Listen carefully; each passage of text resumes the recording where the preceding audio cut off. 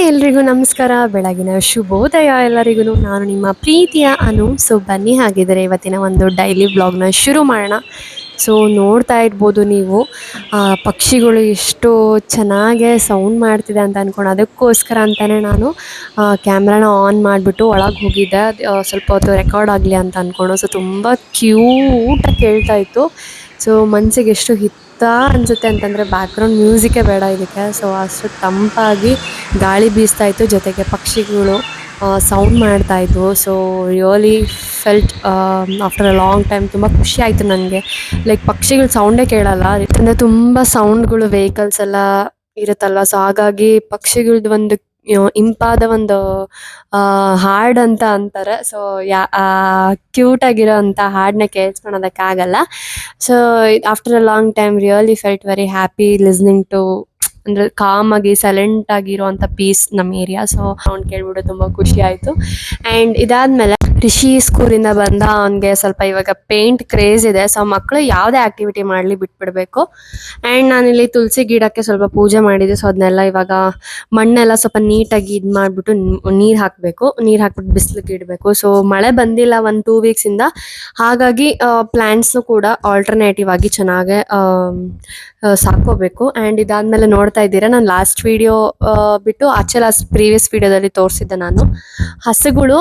Like ನಾನು ಹೇಳಿದ್ನಲ್ಲ, ಒಂಥರ ಏರಿಯಾ ಪೀಸ್ಫುಲ್ ಕಾಮಾಗಿ ಒಂಥರ ಹಳ್ಳಿ ವೈಬ್ ಕೊಡುತ್ತೆ ಸ್ವಲ್ಪ. ಆ್ಯಂಡ್ ತುಂಬಾ ಖುಷಿ ಆಗುತ್ತೆ, ಯಾಕೆಂತಂದರೆ ನಮ್ಮೂರು ಬಿಟ್ಟರೆ ಇದೇ ಸ್ವಲ್ಪ ನನಗೆ ತುಂಬ ಕನೆಕ್ಟಿವ್ ಏರಿಯಾ ಅಂತ ಅನಿಸಿದ್ದು. ಸೊ ಹಂಗಾಗಿ ಹುಡುಕಿ ಮನೆ ಸಾಕಷ್ಟು ಹುಡುಕ್ಬಿಟ್ಟು ನಮಗೆ ವಾತಾವರಣ ಸುತ್ತಮುತ್ತ ತುಂಬ ಚೆನ್ನಾಗಿರಬೇಕು ಅಂತ ಅಂದ್ಕೊಂಡು ನಾವು ಈ ಏರಿಯಾನ ಪ್ರಿಫರ್ ಮಾಡಿದ್ದು.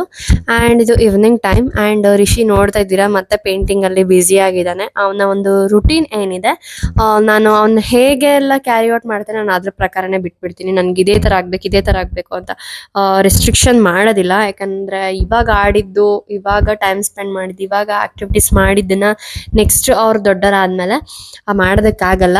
ಸೊ ಹಂಗಾಗಿ ಪೇಂಟಿಂಗ್ ಆಗಿರ್ಬೋದು, ಅಥವಾ like constructing some cubes in like apartment ಕಟ್ತೀನಿ, ನಾನು ಮನೆ ಕಟ್ತೀನಿ, ಲೈಕ್ ಏನೋ ಒಂಥರ like will be in busy in some activities. So ಅದು ಹೊರತಾಗಿ ನಾನು ಸ್ವಲ್ಪ ಸ್ಕ್ರೀನ್ ಟೈಮ್ನು ಕೂಡ ಶೆಡ್ಯೂಲ್ ಮಾಡಿದ್ದೀನಿ ಅವನಿಗೆ. ಮಾರ್ನಿಂಗ್ ಮತ್ತು ಆಫ್ಟರ್ನೂನ್ ಸ್ಕೂಲಿಂದ ಬಂದಾಗ ಒಂದು ಸ್ವಲ್ಪ ಹೊತ್ತು, ಮತ್ತು ಈವ್ನಿಂಗ್ ಹೋಮ್ವರ್ಕ್ ಆದಮೇಲೆ ಒಂದು ಸ್ವಲ್ಪ ಹೊತ್ತು, ಮಲಗಬೇಕಾದ್ರೆ ಸ್ವಲ್ಪ ನಾವು ಇಬ್ಬರು ಇವ್ರು ಸ್ವಲ್ಪ ವರ್ಕಲ್ಲಿ ಬ್ಯುಸಿ ಇರ್ತಾರೆ, ನಂದು ಏನಾದ್ರು ಪೆಂಡಿಂಗ್ ವರ್ಕ್ ಇದ್ರೆ ಅವಾಗ ಮಾಡ್ಕೋತೀನಲ್ಲ, ಆ ಟೈಮಲ್ಲಿ ಒಂದು 10 to 15 minutes ಹಂಗೆ ನಾವು ಮೊಬೈಲ್ನ ಕೊಡ್ತೀವಿ. ಅದು ಸ್ವಲ್ಪ ಸ್ಕ್ರೀನ್ ಟೈಮ್ ಜಾಸ್ತಿ ಓವರ್ ಆಗಿ ಆಗಬಾರ್ದು. ಸೊ ಹಾಗಾಗಿ we make sure that we avoid.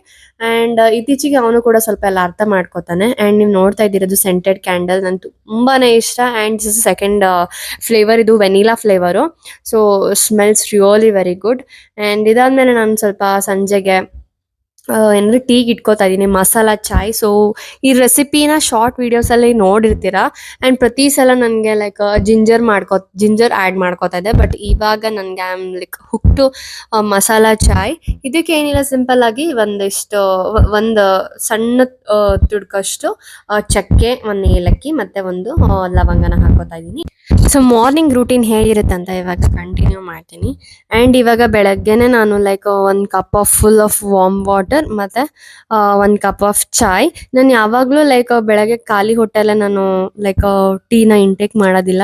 ಇವಾಗ like gastric problems, acidity like ಈ ಥರ ಫಾರ್ಮ್ ಆಗ್ತಿರುತ್ತೆ ಒನ್ ಟೈಮ್. ಸೊ ಹಾಗಾಗಿ I avoid at least 3 to 4 spoon ಅಷ್ಟಾದರೂ ರಿಷಿಗೆ ತಿನ್ನಿಸಿ ಕಳಿಸ್ತೀನಲ್ಲ, ಆ ಟೈಮಲ್ಲಿ ಬಿಟ್ಟಾಗ I just take that.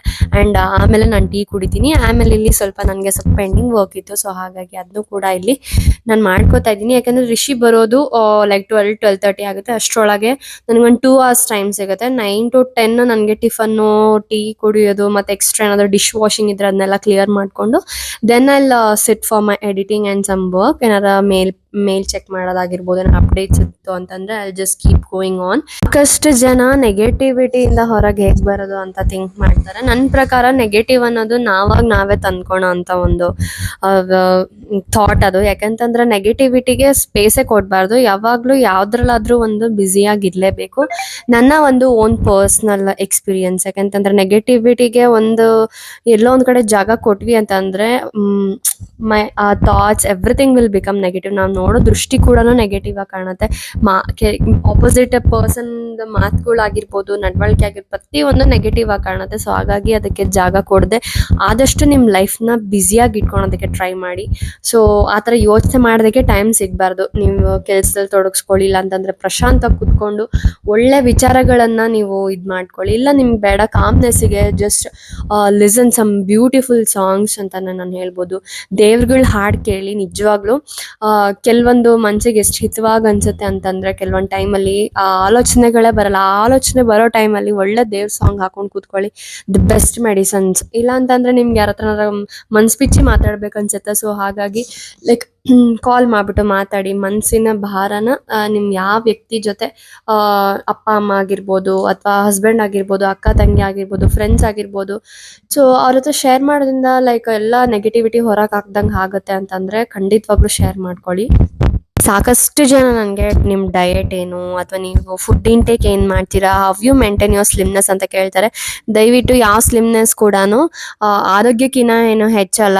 So ಹೇಳ್ತೀನಿ, ನನ್ನ ನೆಕ್ಸ್ಟ್ ಅಪ್ಕಮಿಂಗ್ ವೀಡಿಯೋಸಲ್ಲಿ ನಾನು ನಿಮ್ಗೆ ತಿಳಿಸ್ಕೊಡ್ತೀನಿ what I eat in a day ಅಂತ ಅಂದ್ಕೊಂಡು. ನಾನು ಯಾವುದೇ ಥರ ಡಯಟ್ ಫಾಲೋ ಮಾಡ್ತಾ ಇಲ್ಲ. Only I take a nutritious food and time to time ಊಟ ಇರಬೇಕು. ಅದೇನೇ ಆಗಿರ್ಬೋದು, ರೊಟ್ಟಿ, ಮುದ್ದೆ, ಅನ್ನ, ಸಾರು, ಚಪಾತಿ ಏನೇ ಆಗಿದ್ರು it should be a healthy food ಅಷ್ಟೇ. ಸೊ ಮತ್ತೆ ಹೊಸ ಬ್ಲಾಗಲ್ಲಿ ಸಿಗ್ತೀನಿ friends. Until then take care, bye bye, lots of love. Laying low, no place to go. Sunlight dances through the window. Lazy haze.